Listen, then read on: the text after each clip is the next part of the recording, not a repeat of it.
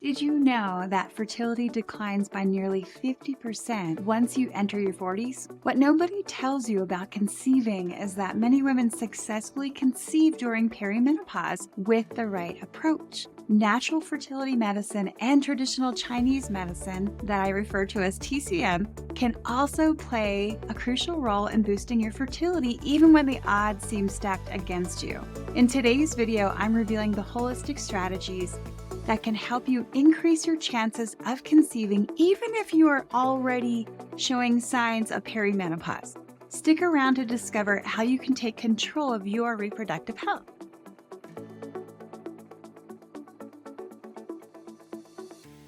Just because you started showing signs and symptoms of perimenopause doesn't mean it's too late to get pregnant and have a healthy baby. It's important to remember that perimenopause is not just a switch off of not being able to get pregnant or something just happens overnight. First, I will give you a brief overview of perimenopause and its impact on fertility health. Then I'll get right into how to effectively use a holistic approach, combining TCM, traditional Chinese medicine, with natural fertility medicine. And then stay until the end where I go over 3 main areas to focus on as soon as possible. So what is perimenopause? Perimenopause is the transitional period leading up to menopause, often referred to as the menopausal transition. It can begin as early as your late 30s, but typically it starts in your 40s and lasts on average from 4 to 10 years. I know. And during this time, a woman's body undergoes significant hormonal shifts as it gradually moves towards the end of its reproductive years. The really important highlight here is that just because you're in perimenopause doesn't mean that you can't get pregnant. The most notable change during perimenopause is the fluctuation levels of estrogen and progesterone, the hormones that regulate your menstrual cycle. So as the ovaries produce less estrogen, the balance between estrogen and progesterone becomes disrupted. And this leads to a variety of symptoms. And these hormonal fluctuations are also responsible for the irregularity of ovulation, making conception more challenging, but not impossible. So let's look at estrogen decline. So estrogen levels can fluctuate dramatically, sometimes spiking and then sometimes dropping significantly. This hormonal roller coaster contributes to many of the symptoms that women do experience during perimenopause. And progesterone levels steadily decrease as ovulation becomes less frequent, which can lead to shorter or irregular cycles and heavy menstrual bleeding. This is where you will begin to see key symptoms of perimenopause. The symptoms of perimenopause can vary widely among women, but the most common ones related to fertility and general health, that's what I'm going to talk about right now. So first, and you may have experienced this, irregular menstrual period. As hormone levels fluctuate, periods can become unpredictable. They're either long, they're either short, 77 days, 32 days, 21 days, lighter, they're heavier and bleeding or occurring more or less frequently. This irregularity can make tracking ovulation kind of a nightmare, but it's not impossible. And then we've got to look at hormonal shifts causing mood swings, anxiety, irritability, and even depressive symptoms can become more pronounced as hormone levels fluctuate. And then, of course, we've got changes in fertility. While fertility naturally declines during perimenopause, it doesn't mean conception is impossible. Ovulation may still occur, but the frequency and the quality of ovulation could decline. The likelihood of miscarriage or complications increases during this time as well.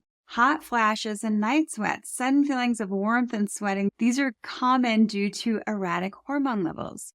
Sleep disturbances. So hormonal changes often impact sleep and sleep quality, leading to difficulty falling asleep, difficulty staying asleep, or both in unfortunate circumstances. And then vaginal dryness and low libido, which I address quite a bit in a few minutes down in the video.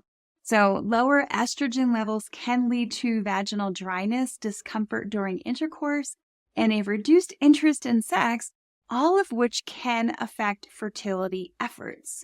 And also note that the stress of wanting a baby, not being able to get pregnant, having infertility challenges, maybe there's tension in the relationship, that is not going to help your libido either. So let's look at perimenopause and fertility. One key aspect of perimenopause that is often misunderstood is its impact on fertility health. While it's true that fertility declines, it's important to understand that ovulation, though irregular, can still occur, which means, yes, pregnancy is possible. The quality of the eggs also can decrease as a woman ages, making it more challenging to conceive, but many women still successfully become pregnant during this time when they use the right approach. And so here again, I'm talking about focusing on natural fertility medicine, improving egg quality, and using methods like traditional Chinese medicine or TCM.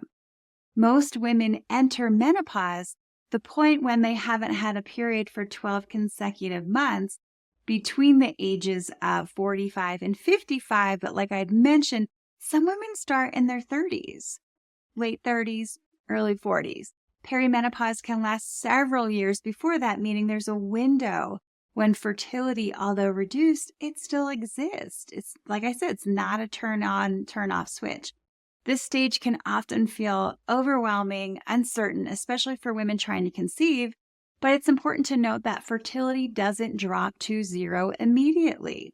Natural approaches to improving fertility, like supporting hormonal balance through diet, acupuncture, acupressure, herbal medicine treatments, all of these can play a crucial role during this transition, in addition to fertility nutrition and the fertility diet. So let's talk about the role of traditional Chinese medicine in supporting perimenopausal fertility. It's very special. Traditional Chinese medicine, or TCM, offers a unique and holistic approach to fertility, particularly during the transitional phase of perimenopause. Unlike Western medicine, which often views fertility in a binary way, you're either fertile or you're infertile. There's not really a gray area. TCM sees fertility as a continuous spectrum that is influenced by the balance of the body's energy. Primarily, we see this as yin and yang. It gets more complicated than that, but let's keep it simple. So in this section, I'm going to show you how TCM views perimenopausal fertility and the methods we use to support reproductive health during this challenging, often misunderstood phase where women still can get pregnant. So first, let's look at how TCM views yin and yang balance. I will keep this simple, but please ask questions below in the comments if you get unclear or if you want me to explain these concepts on a deeper level. I'm happy to do that. I just don't want to blow your head off. So TCM views yin as the body's nourishing, cooling, and fluid-producing energy. Stay with me. This is really important information. These fluids, or this yin, it's spelled Y-I-N, supports egg quality, egg development, healthy cervical mucus, and the uterine lining.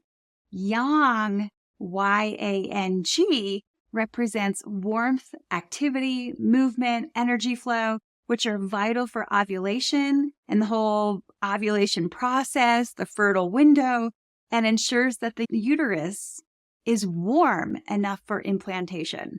All these things are like a delicate balance in there. So as women approach perimenopause, the yin energy often becomes depleted due to the natural aging process.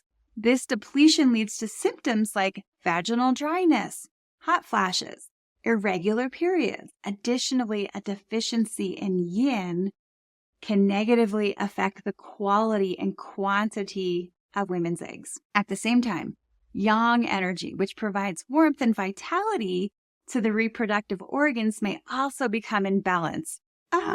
Too much yang can lead to internal heat. Internal heat will dry up the fluids.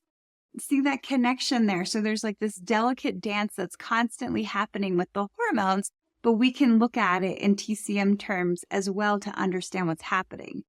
Also, external or too much, excess yang can disrupt the process of ovulation, affecting the uterine lining, while too little yang energy results in a cold uterus. You do not want to have a cold uterus, which TCM believes makes it really difficult for implantation to occur. To get even more complicated, women can have a dual deficiency or vacuity in both yin and yang. I don't want you to worry about that because I know how to fix that. I know how to work with that. This is why it's really important to work with a skilled and experienced doctor in traditional Chinese medicine rather than Googling herbs yourself. It's detective work that takes several years or more to master. If you don't know me, I'm Dr. Gina Terinoni. I'm a board-certified doctor, acupuncture and Chinese medicine, and I'm certified in women's healthcare practitioner in integrative medicine. I integrate 2,000-plus-year-old medical practices with the latest scientific research. In the past 23-plus years, I have helped over 2,000 women and couples over the age of 35 to become pregnant and have healthy babies. I would love to help you too. Please take a second here to subscribe to my channel and click to get notifications for my weekly videos that I make for all women around the world. And if you want to see how couples that I work with are improving their overall fertility health, drop me a line below and mention the word together. I'll send you my couples fertility optimization checklist so you can see what may be missing from your healthcare routine. Let's talk about the importance of nourishing the kidney energy. Again, this is according to TCM. In TCM, the kidneys are considered the root of reproductive health, often referred to as kidney essence or kidney Jing, Jing. This essence is the vital energy that governs growth, reproduction, and aging. So as women age, their kidney essence or Jing naturally declines, leading to many of the signs of perimenopause that I mentioned above. This decline in kidney essence is viewed as a central factor in fertility challenges of perimenopause.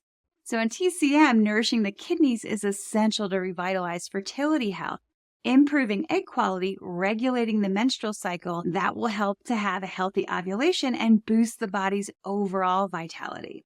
So you'll see the majority of fertility herbs are focused on kidneys. For this reason, it does not mean that there's something wrong with your kidneys. According to Western medicine, the decline in kidney function is a natural human process. Next, let's talk about the imbalances in yin, Y-I-N, yang, Y-A-N-G, and blood. So TCM also places great importance on the role of blood in fertility. And I talk about this in some of my other videos as well. I talk about blood often. So healthy blood circulation is needed to nurse the reproductive organs, also to support egg quality, egg development, and maintain the uterine lining. Perimenopausal women often experience blood deficiency. This leads to lighter periods, pale blood periods shorter, fatigue, dizziness, dry skin. All signs that the reproductive system isn't receiving the nourishment that it needs. An imbalance of blood, yin and yang, can result in irregular ovulation, poor egg quality, and a less receptive uterine lining, all of which contribute to fertility issues during perimenopause. TCM treatments are designed to restore these balances and enhance the body's ability to conceive. Next, let's talk about how we balance yin and yang to improve egg quality and overall fertility health. The key to supporting fertility during perimenopause, according to traditional Chinese medicine, is to restore the balance. So we want to look at nourishing the kidney essence and improving blood flow. Here's a closer look at how these elements interact in the treatments that TCM offers. Yin deficiency during perimenopause is very common. This is one of the primary issues that we see that lead to symptoms like night sweats, hot flashes, vaginal dryness, emotional instability. In terms of fertility, yin deficiency can cause a reduction in cervical mucus, which is crucial for sperm transport, and a thinner uterine lining, which reduces the chances of successful implantation. Without adequate yin energy, the body's fluids, including blood, may become insufficient to support the reproductive system, leading to irregular ovulation and, unfortunately, lower quality eggs. That's a lot of information. You can look at some of the symptoms that I mentioned and think, I wonder if that's what I have going on here. What do we do about this? Again, this is me talking to thousands of people around the world, I do not know your specific health history or medical history. So please check with your doctor. I am not your doctor. To address yin deficiency as a TCM doctor, I often recommend foods, herbal medicine, and acupuncture treatments aimed at replenishing the body's fluids and cooling excess heat. Herbal remedies like, for example, Shu Di Wang, Romania, Mai Mendong are commonly used to nourish yin and improve fluid production. Foods like bone broth, black sesame seeds, cooked dark leafy greens are also encouraged to build yin and blood. There are several traditional Chinese herbs that are considered when personalizing treatment and a fertility plan.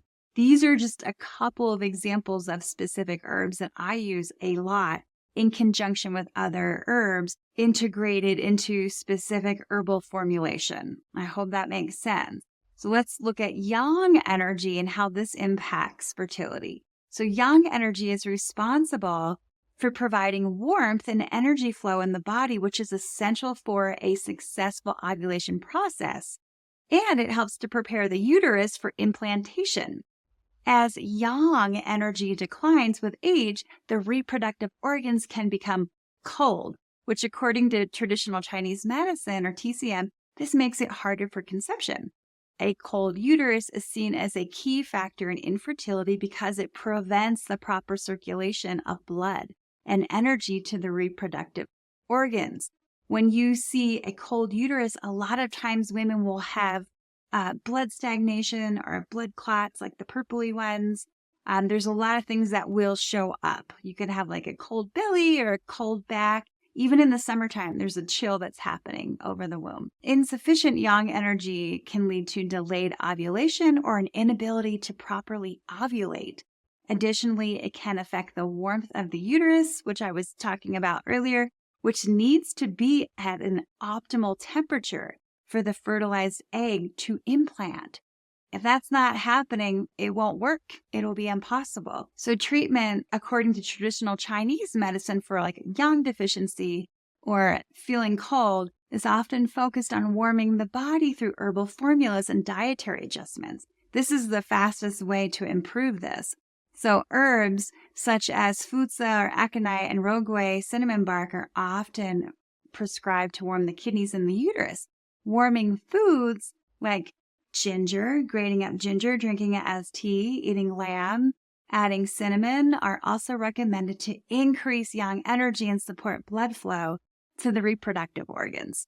We get so specific on each woman's pattern, which will drastically improve her chances of conceiving, rather than making broad recommendations. I may have 10 women that come into my clinic with a diagnosis of infertility, but there's a great chance that they are all going to be on different herbal formulas. That would be 10 different formulations. So please don't rush online and start Googling futsa because it's a very strong, potent herb that can be dangerous. And it's definitely not for everybody, not for a lot of people. Let's talk about acupuncture for balancing yin and yang, or acupressure, or seeds or patches that stimulate acupuncture points. Acupuncture is a key component of TCM fertility treatments. It helps balance yin and yang energies by stimulating specific points along the body's energy meridians, particularly those associated with kidneys, liver, and spleen, which are closely connected and intertwined with reproductive health, according to traditional Chinese medicine. Acupuncture helps promote blood flow to the uterus and to the ovaries, ensuring that they receive the nourishment and the warmth needed to support healthy egg development and implantation. It also aids in regulating hormone levels by calming the nervous system and reducing stress, which is known to negatively impact fertility. Stress depletes both yin and yang, so acupuncture sessions can help restore balance and reduce symptoms like anxiety, irritability, insomnia, which are often related to a heat imbalance or what we call a yin deficiency or a yin vacuity. Let's talk about dietary adjustments for yin and yang balance. So TCM places a strong emphasis on using food as medicine. Dietary recommendations during perimenopause are often centered on nourishing yin while also supporting the yang warmth. Yin nourishing foods are foods that are hydrating and cooling, such as cucumbers, tofu, pears, watermelon, mung beans. These are often recommended to replenish yin. Bone broth and dark leafy greens like spinach, kale, these can also help nourish the blood and fluids. Yang warming foods to support the yang energy warming foods are ginger, cinnamon, lamb, chicken, sometimes pork. Avoiding cold, raw foods is also crucial, as TCM believes that these can stagnate energy and disrupt blood flow to the reproductive organs. Remember, I talked about blood stasis and blood clotting. So we can connect seeing more cysts and fibroids in women in their 40s because of this blood stasis. And now let's look at how we promote blood circulation. So healthy blood circulation is essential in traditional Chinese medicine for ensuring that the reproductive organs receive the nourishment that they need. Poor blood circulation can lead to conditions like a thin uterine lining, irregular periods, lack of ovulation. TCM treatments aim to promote blood circulation, particularly in the lower abdomen, through acupuncture, herbal medicine, and specific exercises like Tai Chi and Qigong. I also teach yoga acupressure, which combines fertility poses that focus on blood circulation with light pressure on specific fertility acupressure points. Now we get to the 3 main areas to focus on while trying to conceive during perimenopause. I'll be straight with you. If you haven't studied fertility health for decades, why put that pressure on yourself to all of a sudden become a Dr. Google specialist in fertility? If you're a doctor in another area, I work with tons of doctors. I help them to get pregnant. Research can show a lot, but you can also have to create a plan for yourself, which trust me, we aren't always the best at staying accountable with ourselves and our own health plans. Let me help you. Personally, I like outside input and accountability to make sure I'm doing all the things to keep myself on track with my health journey. So, number 1 is to find and work with a fertility expert that can support you how you want and how you need to be supported. Don't stick with someone who is dismissing your health concerns and not helping you. You wouldn't believe how many times I talk to women in consultations saying their doctors didn't believe them, and that is so common, especially with women with having tangled tubes or having endometriosis. It doesn't make sense. They're completely dismissed. Intuitively, we know when someone is not looking out for us or if they're not focused on our best interest. You are welcome to book a complimentary consultation with me to see if I may be able to help you. The best case scenario is that we decide to move forward and work together on your fertility issues, and you get pregnant and have a healthy baby. Herbal medicine, number 2, is a must at this stage in the fertility journey. Trying to conceive during perimenopause. Perimenopause is no joke, and it takes off in wild directions. We have to ground ourselves and ground our hormones, balance as much as we can, rather than feel like we're on a wild goose chase. And like I say, throwing spaghetti at the wall, we can't do that. I can help you avoid doing that. And number 3, we have to not only eat the proper foods, but we need to make sure that we are preparing our foods properly so our body is easily absorbing the nutrients that we need, especially to get pregnant when we are in perimenopause. Please subscribe now, comment below, call, and I'll share with you my consultation link for my calendar. And next week, I will continue with my perimenopause and fertility series, and we'll look specifically at the benefits of acupuncture and herbal medicine for conceiving during perimenopause. I will specifically address egg quality and how to balance hormones with traditional Chinese medicine. Thanks for watching.